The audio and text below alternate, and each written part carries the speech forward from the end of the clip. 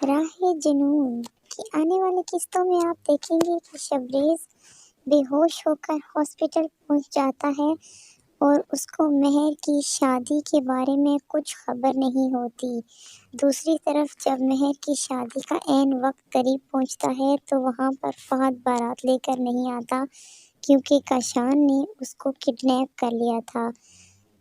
इसके माँ-बाप बहुत ज़्यादा परेशान हो जाते हैं। बाप को तो हार्ट अटैक आने का खदशा पड़ जाता है और वो सोचता है कि अब क्या होगा।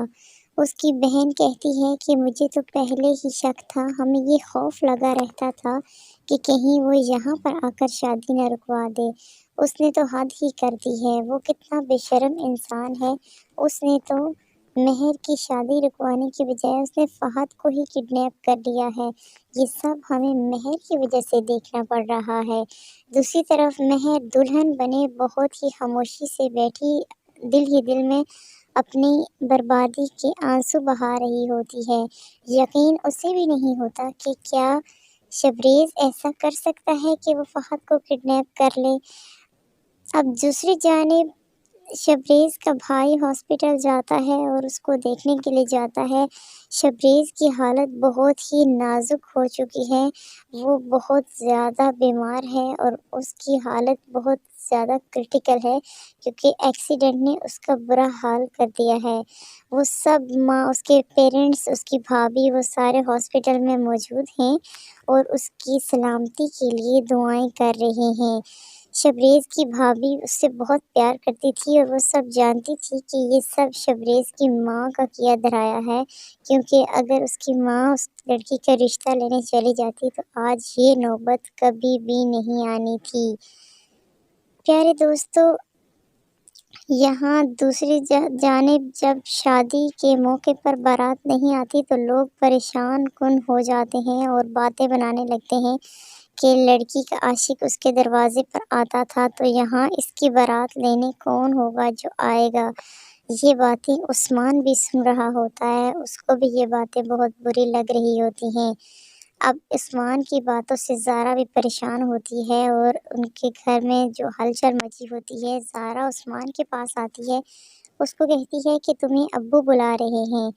अब ज़ारा और उस्मान और उनके तमाम फैमिली वालों ने मिलकर इसका सलूशन सोचना था कि आखिर अब क्या हो सकता है।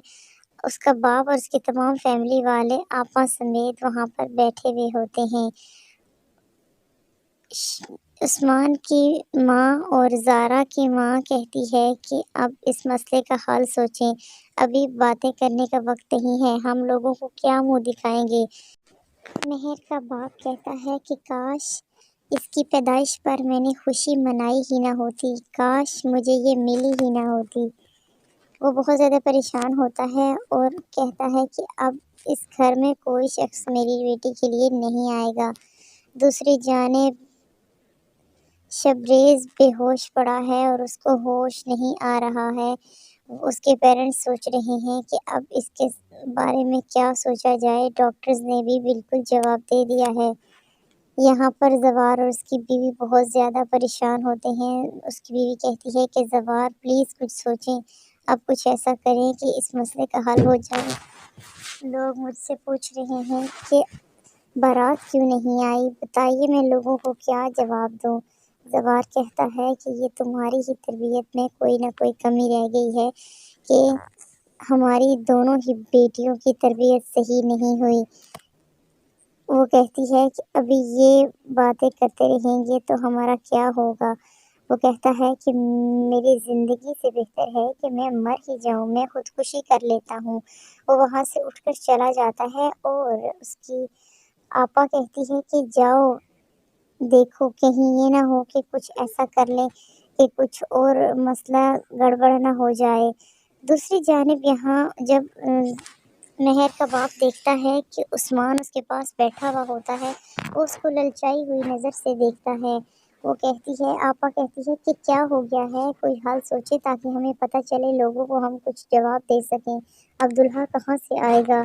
जब ज़वार उस्मान की जानिब देखता है तो ये नज़र ज़ारा भी नोट कर रही होती है। वो कहता है कि उस्मान, क्या तुम मेरी बेटी से शादी करोगे तो मेहर से शादी कर लो। उस्मान कहता है कि ऐसा कैसे हो सकता है।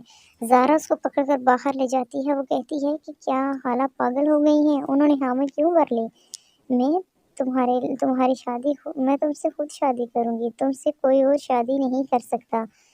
उस्मान की माँ उसे कहती है कि हमें तो इनके घर से दौलत चाहिए, चाहे वो मेहर की सूरत में हो या फिर ज़ारा की सूरत में हो। वो उसे समझा-बुझा कर उससे शादी करने के लिए राज़ी कर लेती है। दूसरी जानिब मेहर को ये बात मालूम ही नहीं होती कि उसकी शादी उस्मान से होने जा रही है, क्योंकि अब मेहर के बजाय ज़ारा कुर्बानी का बकरा बन चुकी है। दोस्तों, ज़ारा के साथ होना भी यही चाहिए था। इधर शबरेज़ के तमाम घरवाले हॉस्पिटल में मौजूद होते हैं। डॉक्टर बाहर आता है और वो कहते हैं, डॉक्टर साहब क्या बात है? डॉक्टर कहता है कि शबरेज़ कोमे में चला गया है। दूसरी जानिब मेहर का भी दिल बचता है, वो बहुत ज़्यादा रोती है। उसका बाप कहता है कि तुम्हें उस्मान से शादी करनी होगी। वो कहती है ऐसा नहीं कर सकती मैं, जबकि उसे ऐसा करना ही होगा। उसकी खाला मान चुकी हैं कि ठीक है, हम उस्मान के लिए मेहर की शादी कर लेते हैं। अब मौलवी आ जाता है और मौलवी उससे पूछता है कि क्या आपको ये निकाह कबूल है? उसको मजबूरी कबूल करना ही था, तो उसकी शादी उस्मान से कर दी जाती है। इधर मेहर निकाह के दौरान सोचती है कि शबरेज़ का क्या हाल होगा मेरे बगैर। शबरेज़ अस्पताल पड़ा है, उसको मालूम ही नहीं कि उसकी चाहत और महबूबा की शादी कहीं और होने जा रही है। इधर उस्मान बहुत ज़्यादा कन्फ्यूज़ है कि अब ज़ारा तो मुझे नहीं छोड़ेगी, क्योंकि मैंने उससे शादी की हामी भर रखी थी। मैं तो उससे मोहब्बत करता हूँ। उस्मान के मोहब्बत के कुछ झूठे दावे भी थे और कुछ दौलत का पुजारी भी था।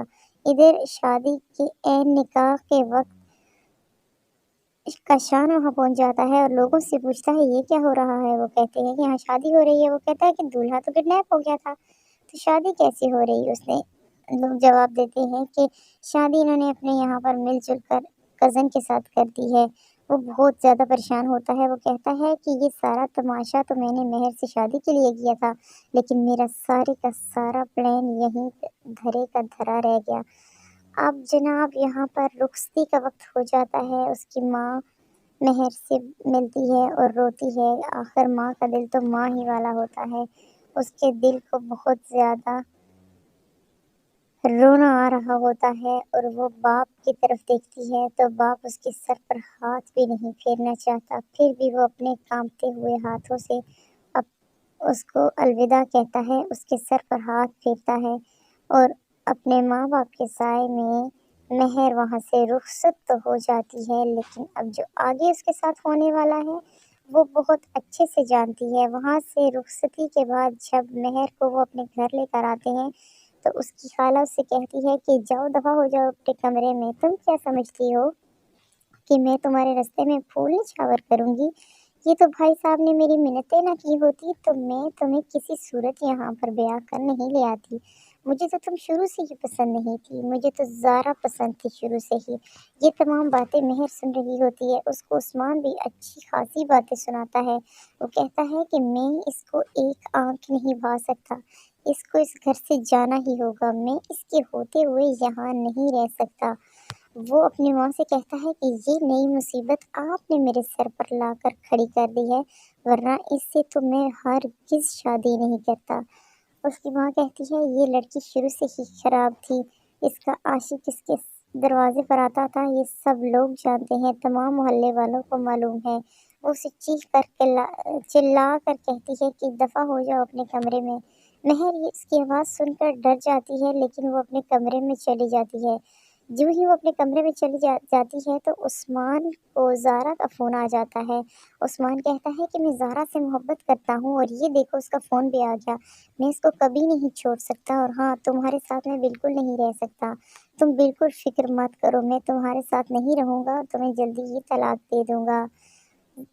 यहाँ पर मेहर रोना-धोना करती रहती है और दूसरी जानिब उसकी बहन उस्मान से फ़ोन पर कहती है कि मुझे तुम पर यकीन नहीं है।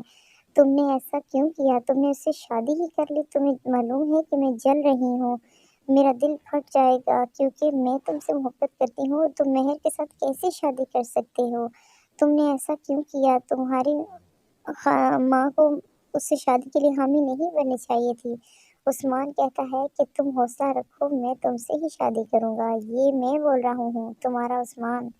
تم فکر مت کرو، ابھی میں تم سے محبت کرتا ہوں اور ابھی اسی لیے یہاں پر موجود ہوں۔ دیکھو میں اس کے پاس بھی نہیں گیا اور ابھی تک تمہارے ساتھ بات کر رہا ہوں۔ وہ کہتی ہے کہ اب کیا ہوگا؟ وہ کہتا ہے کہ تم فکر نہ کرو، میں شادی تم سے ہی کروں گا، میں اس کے ساتھ نہیں رہ سکتا، میں اس کو طلاق دے دوں گا۔ وہ کہتی ہے کہ پلیز عثمان کچھ کرو، یہ تو بہت غلط ہو رہا ہے۔ ادھر شبریز بہت زیادہ بیمار ہے اور اس کا بھائی اسے دیکھنے کے لیے آتا ہے، لیکن وہ ویسے کا ویسا گم پڑا ہے کیونکہ قومی کے مریض کی حالت تو بہت ہی زیادہ خطرناک ہوتی ہے، وہ بات ہی نہیں کرتا۔